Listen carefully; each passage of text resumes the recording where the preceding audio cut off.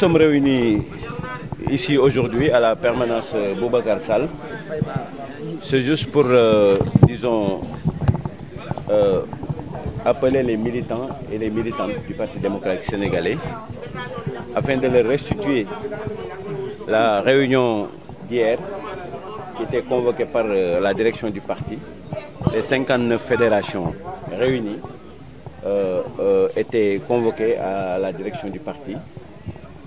C'était juste pour donner l'information, parce que vous n'êtes pas sans savoir qu'actuellement, l'actualité phare, c'est, disons, l'invalidation de notre candidat Karim Meïssa Wade sur les élections de 2024.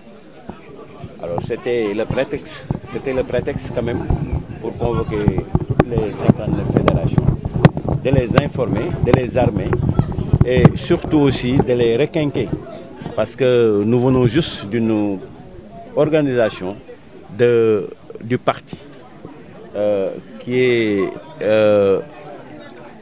d'ailleurs c'est la seule organisation politique qui a quand même pu faire, n'est-ce pas, des renouvellements. Donc à l'issue de ce maillage au niveau national, nous avions quand même été partout, ici et au niveau de la diaspora. Fin prêt, n'est-ce pas, pour attaquer les élections présidentielles. Avec Karim?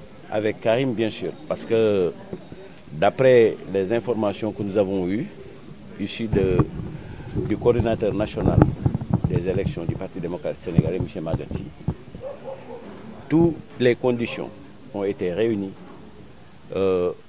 pour que notre candidat soit reçu. Donc sa candidature était recevable sur toute la ligne. Parce que tous les dossiers, tous les éléments qui composent le dossier de candidature étaient bien réunis. En l'absence de la renonciation de sa nationalité? Non, ben, on lui a demandé quand même un certificat de nationalité qu'il a déposé. Je pense qu'il ne faut pas aussi que les gens se leurrent. Être fils de Abdoulaye Wade suffit largement pour être vraiment de nationalité sénégalaise. Karim a toute sa famille ici à Kébémer. Donc c'est un pur Ndiambour Ndiambour, que tout le monde le sait. Je pense qu'ils ont quand même tout simplement essayé de rendre plus ou moins irrecevable sa candidature, simplement parce que Karim est craint. Nous avons un appareil politique terrible, qui est le Parti démocratique sénégalais, qui est, comme je l'ai dit tantôt, bien renouvelé, qui était prêt, n'est-ce pas, pour l'attaque, pour les élections présidentielles. Donc je suis certain que si, par exemple, la candidature de Karim Wade passait, c'est sûr qu'avant 6 heures, la cause serait entendue, Karim passerait dès le premier tour. Et maintenant, sachant maintenant cela, d'après les renseignements généraux, il fallait faire tout, n'est-ce pas, pour l'empêcher de valider sa candidature. Et qui est derrière tout ça? Mais nous le savons tous. C'est Amadou Sall, le Premier ministre. C'est Amadou Ba, le Premier ministre, qui a utilisé disons, oui, qui a utilisé comme marionnette, malheureusement, un Thiessois. C'est ce que nous tous nous déplorons. Aujourd'hui, vraiment, je pense que tout Thiès pleure. Simplement parce qu'un de nos fils a été dupé ou bien utilisé pour faire un sale travail. Encore Nitu Thiès? Nitu Thiès, la tortuosité, partout, tous les qualificatifs au niveau de Thiès. C'est ce qui nous écoeure en fin de compte. Pourtant, il dit le contraire. Il dit que vous êtes en train de dealer avec le Benno Bokk Yakaar. Non, c'est pas. Au contraire, c'est lui qui est en train quand même d'être corrompu. Parce que nous avons vu des coups de milliards au niveau du Conseil constitutionnel. Et je pense qu'à partir de la semaine prochaine, vous serez surpris.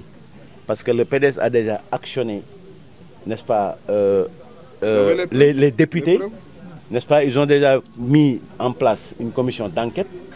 Et je suis certain qu'à partir de cela, je crois que bientôt, si la machine est emballée, c'est sûr qu'il y aura des surprises ici au niveau national. Donc, ce que nous disons, ce qu'on déplore dans tout ça, c'est vraiment le qualificatif, n'est-ce pas, thiessois, qui est quand même, disons, qui est mis en exergue, quoi, en quelque sorte. Parce que nous tous, nous savons que Thiès est souvent étiqueté. Tout à l'heure, votre confrère dit Nitu Thiès. Donc Thiès est souvent étiqueté sur ces choses-là, ces formes de... Vous pensez que cet affront a été lavé depuis 2022? Les Thiessois avaient retrouvé leur dignité. Ouais. Vous pensez que Thierno Alassane Sall peut descendre aussi bas? Non, il a tout remis en cause. Nous, présentement, nous le prenons plus comme un Thierno, mais c'est un Almouda. Parce qu'il a agi, donc il faut dire désormais Almouda Alassane Sall. Almouda veut dire talibé, quoi. Veut dire talibé, quoi, parce qu'il n'est plus Thierno. Voilà, Amadouba. Donc je pense que c'est une... Il a quand même passé à côté. Parce qu'il devait normalement rendre la monnaie à Maître Abdoulaye Wade. Aujourd'hui, en attendant les conclusions de la commission d'enquête parlementaire, SG Diouf, voilà, quel est le mot d'ordre du PDS? Non, je voudrais d'abord revenir un petit peu sur le cas de Thierno Sall. Vous savez, dans un rayon de 300 mètres carrés, dans un rayon de moins de 500 mètres carrés ou bien 1 km carré, Maître Wade a agi, il a presque nommé 2 premiers ministres. Thierno habite ici à Grand Thiès. Il y a 2 premiers ministres à Grand Thiès.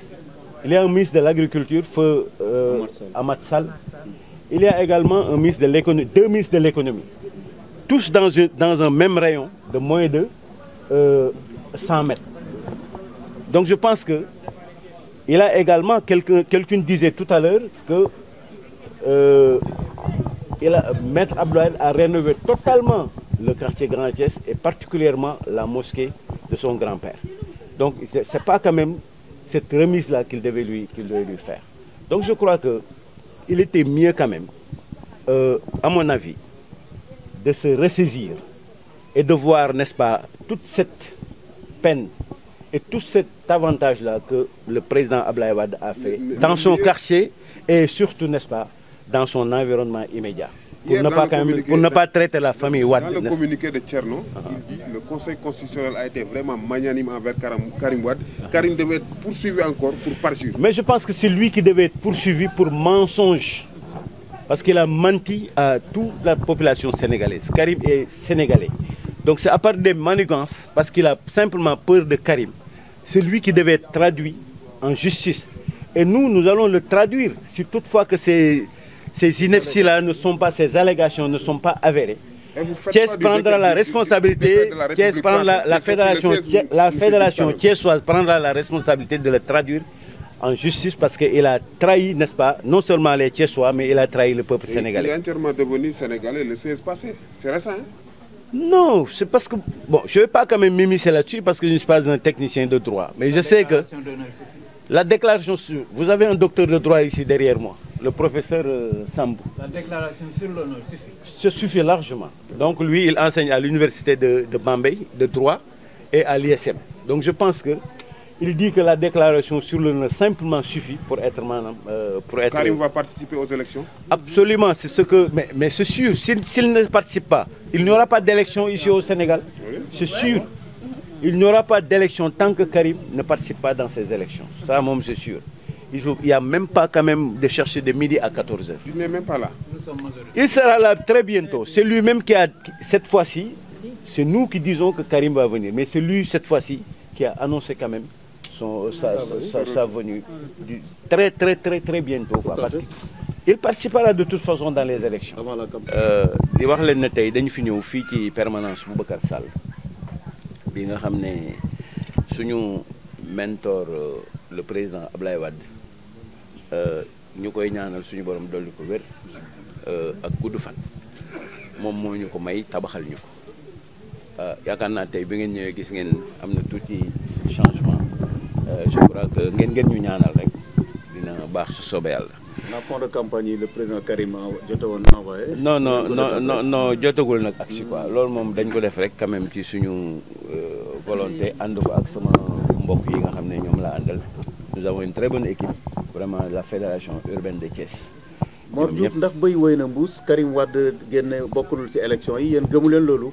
Non béy moom dafa mësul sax taxaw béy dem mbuus quoi. Donc loolu je pense que ne ñun li ñu jàpp toujours mooy maanaam suñu candidat dina ñëw ak jàmm te dina participer ci élection yi loolu moom lu leer naññ la incha allah. si ban fànn.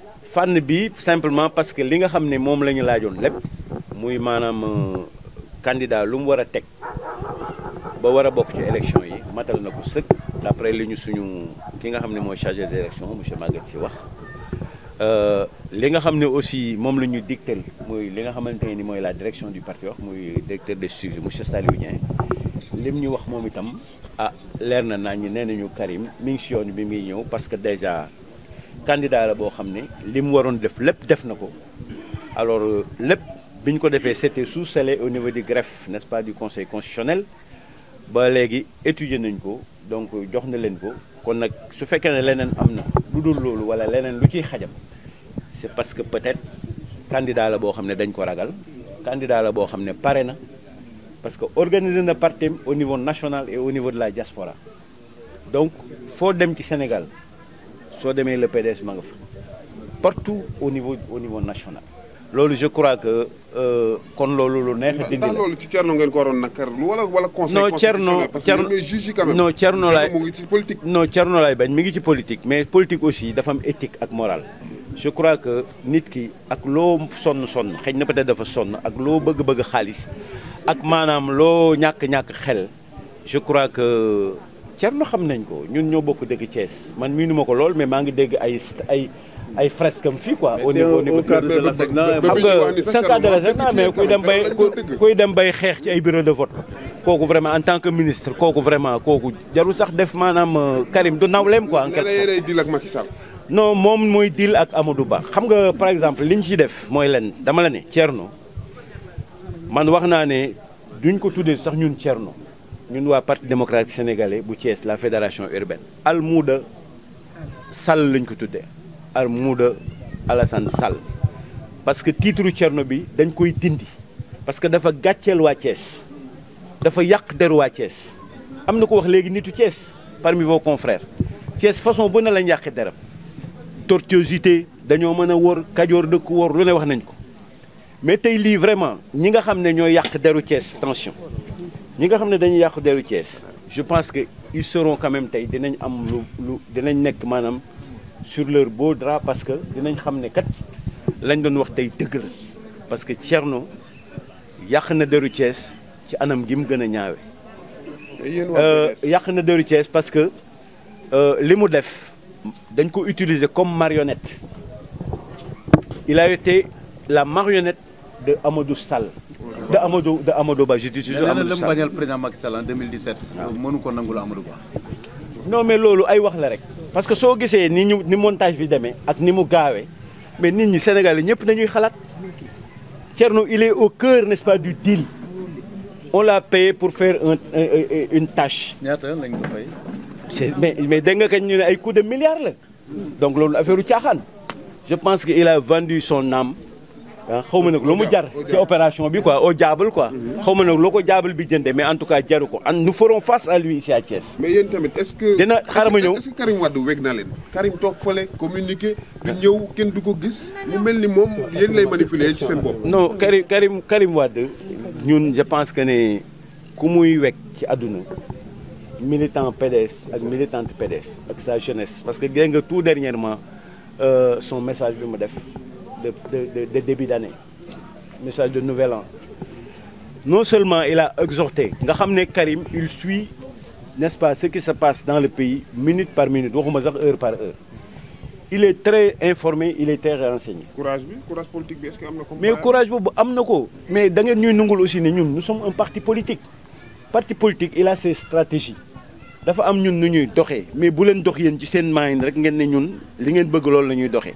mais parti bi dafa muy doxee mais courage boobu Karim c'est presque l'un des politiciens les plus courageux kañ lañ fi yóbbu kaso te jooyul kuñ fi yóbbu kaso te jooyul loolu rek laa lay laaj. Karim il a fait 3 ans en prison ñu damm loxoom plaqué ko en pleine audience damm loxoom wala ñu faxaj ko. Karim il disait que ne même ci biir infirmerie prison bi foofu lay fajoo mais du fajoo feneen du dem hôpital mais gis ngeen fi gaa yoo xam ne ñaari fan la ñuy defee rek daal di jooy ñu yóbbu leen pavillon spécial. donc je pense que courage su dee ci courage mën nga gis Karim soo ko dee wër bul sori mais li ñu bëgg daal ñu xam Karim, il n'y aura pas d'élection. Sans Karim, il n'y aura pas d'élection. Thierno Sall aussi, il ne fera pas d'élection ici. Yo xamné à Thiès, yu neral. Xam nañ né sax mom amul dara parce que mom il est vraiment adepte des 0,0 nangam quoi. Il est à la 0,001. Parce que mom amul ben nit. Il va perdre ses 30 millions. Xam nañ ko c'est pourquoi il fait du deal. Lu né mu diko def pour manam yakal Karim. Mais le PDS, celui qui nga xamné mo yakal PDS. Man na né suma ko sañé wax lolu mamam sax juddogul quoi. Parce que PDS am nañu ko ëpp fulla ëpp ko fayda ëpp ko doole fuuf taxaw ne dañuy yàq PDS dañuy maanaam réduire l'opposition à sa plus simple expression kooku bi ñu koy wax PDS moo tax te boobu ba léegi defe naa ne personne ne l'a réussi le PDS est toujours droit dans ses bottes quoi. ci juge yi ñuy accusé corruption. waaw am na ci koo xam ne daanaka jaar na fu ne ak Ablaye Wade est-ce que loolu PDS waroon na xalaat lu mel noonu. mais loolu c'est parce que dafa am il n'y a pas de fumée mon cher sans feu. gis nga nit ñi Sénégal dañuy yokk rek maanaam dañuy yokk mais duñu sos lu ñu wax rek am na c'est parce que simplement non déggoo la ma la non Thierno bul ne Thierno sosul xam nga da nga ma wax ci cadre kii bi nga ma wax cadre juge bi nga ma wax tu me parles aussi de corruption loolu laa la expliqué fait on parlait de politique Thierno bul wax waxam parce que moom on l'a quand même commis pour faire un travail du juge nag waaw pour juge yi ñoom seen bopp wax nañ fa problème mu kii nu mu tuddati wax nañ fa ne ñoom am na seen lien de parenté yu am proche quoi entre les juges conflit d'intérêt wax nañ ko fa wax nañ fa également milliards yoo xam ne ñu ngi taw mais loolu lépp quand même comme ñu ngi ci enquête mais c'est sûr que l'enquête su fekkente ne pare nañ ci enquête bi les résultats d'ici lundi on a encore pour une semaine parce que gis ngeen ne fast track lañ ko def gaaw na c'est normal parce que aussi comme dañu jëm ci ay élections te xam nañ ni kii li ñu ko wax jaaduwul il faut maintenant que gars yi ñoom ñëpp ñu taxaw pour élucider ko donc je crois que je pense que les juges là ñoom ils vont rendre compte c'est sûr parce que déjà éléments yi gars yi am au niveau de l'Assemblée nationale su commission bi doxalee dëgg ni mu war a doxalee c'est sûr que des têtes vont tomber. La séparation des pouvoirs, est-ce que nous, commission bi habilité pour dégouler? C'est cette chose-là. Mais la ñuy incriminé. Bon, habilité à enquêter sur tout. Docteur, bàyyi ko mu tontu. Ouais, non, mais xam nga nag may dem jànguma droit. Tu as un docteur à côté. Ouais. À enquêter sur toute question d'intérêt national. Voilà, man soo ma laajoon agriculture vraiment ma wax la ju lu bari. waaye docteur mi ngi fi comme déjà wax na loolu. C'est bien, je sais que nous aussi le chef suprême, n'est-ce pas, de la nation et des armées, c'est le président de la République. Donc aussi, l'eau qui est au-dessus, nul n'est au-dessus de la loi, y compris les 7 sages. Je sais que quelques aussi, amna prox ndol bo xamne mën nañ fa jaar pour wàcc leen quoi pour daane leen kooku moom c'est sûr prox ndol wa non loolu mooy aada yoon quoi parce que yoon généralement du tëj fépp quoi donc à chaque fois que comme li ma la wax dama leen nul n'est au-dessus de la loi. Donc les 7 sages, je suis certain que quelle que soit leur puissance, amna aussi ñoo xam ne ils pourront leur mettre en justiciable. PDS waxul rapport waxul leneen élection te Karim day bokk. day bokk su bokkul nag yokk ci leneen nga ne élection du am. Non da nga ci yokk ne maanaam élection day am Karim day bokk su amul élection du am ci Sénégal loolu kañ lu leer la.